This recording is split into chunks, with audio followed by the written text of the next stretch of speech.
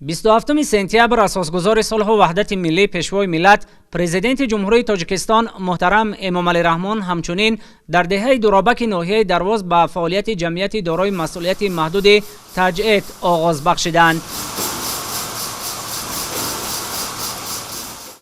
سمت اساسی فعالیت کارخانه نو در ناحیه درواز با بندوبست محصولات خوراکواری از جمله لوبیا، نخود، ماش، مکران و برنج روانه گردیده در اساس همکاری صاحبکاران وطنی با شریکان رشد تأسیس یافته است. 20 سال باز дар Тоҷикистон зиндагӣ дорам. Ширкати мо Мегатехника мебошад ва мо гурӯҳи кормандон дар доираи дастгириҳои ҳукумати ҷумҳурии Тоҷикистон аз бахши хусусӣ тасмим гирифтем ки ба истиқболи ҷашни 30-солагии истиқлолияти давлатӣ як корхонаи муосирро сохта ба истифода диҳем ва саҳми худро дар тадбирҳои ободонӣ гузорем. мо беҳуда мавзеи бунёди корхонаро интихоб накардаем. ноҳияи Дарвоз дорои имконоти зиёд дар соҳаи саноат мебошад ва бунёди ин корхона дар деҳаи дуробаки ин ноҳия баробари мусоидат ба кишоварзону хоҷагидорон дар самти таъмини сокинони маҳаллӣ ба ҷои кори доимӣ нақши муҳим дорад. банду басти маҳсулотро бо истифода аз технологияҳои муосир дар асоси меъёрҳои байналмилалӣ ба роҳ мондем ва дар оянда нақша дорем ки бо боло бурдани иқтидори корӣ содироти маҳсулоти бандубастшударо бо тамғаи хоси корхона ба кишварҳои ҳамсоя ба роҳ монем. дар Тоҷикистон баробари фаъолияти соҳибкорию сармоягузорӣ тамоми шароит мавҷуд аст.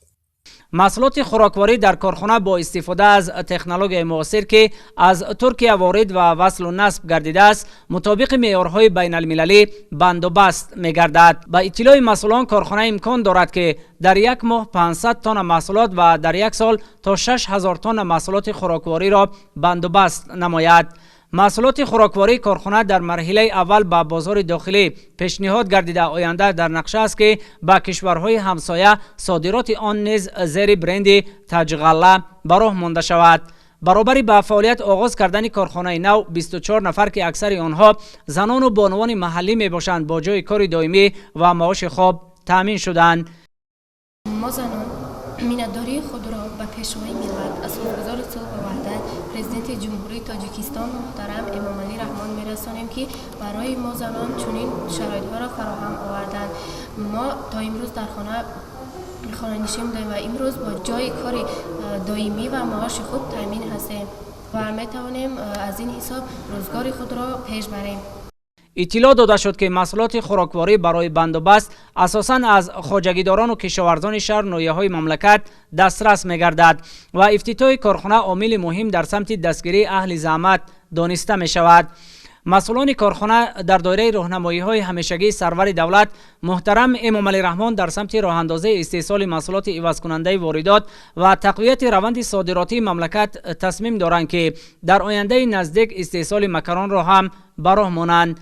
در ناحیه درواز با فعال گردیدن 3 کارخانه نو در یک روز شماره کارخانه و کارگاه‌های استحصالی اکنون به 16 عدد برابر گردید. اطلاع داده شد که در دهه دورابک ناحیه درواز باز 7 کارخانه نو صنعتی با مقصد به کار انداختن اقتدارهای نو در ساحه صنعت، به راه ماندن استحصال محصولات رقابت‌پذیر و عوض کننده واردات، تقویت امکانات‌های صادراتی کشور، کارکرد محصولات وطنی تا به حد نهایی، تأسیس جای‌های نو کاری، اجرای برنامه‌های استراتژی مملکت در سمت رسیدن به صنعتی‌کنانی با سرعت کشور ساخته به استفاده داده می‌شود.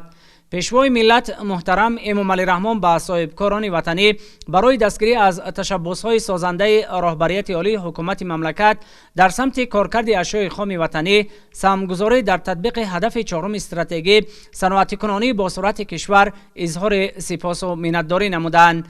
در سالهای صاحب استقلالی فراهم آوردن فضای مساعد سرمایه‌گذاری، جلب سرمایه مستقیم و واردات تکنولوژی‌های نو اینواسیونی امکان مهیا ساخت که برابر افزایش دادن حجم استحصال محصولات وطنی و تأسیس جای‌های نو کاری رشد ساحه صنعت در مملکت تأمین کرده شود.